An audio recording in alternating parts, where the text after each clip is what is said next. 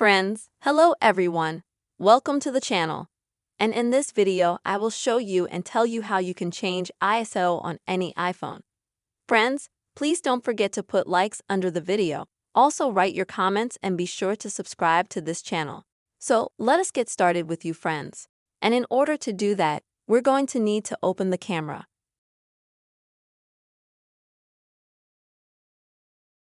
And here, if you click on any point on the screen,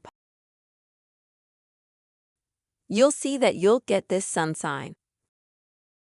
And now, folks, if you drag it, you have to click on it and either drag it down or drag it up.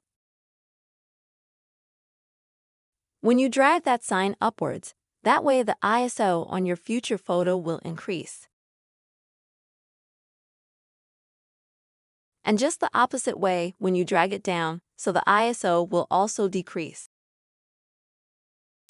But I'll tell you right away that when you take a photo or just click on another point on the screen, the automatic ISO settings will be reset to the ones that are set in the iPhone itself.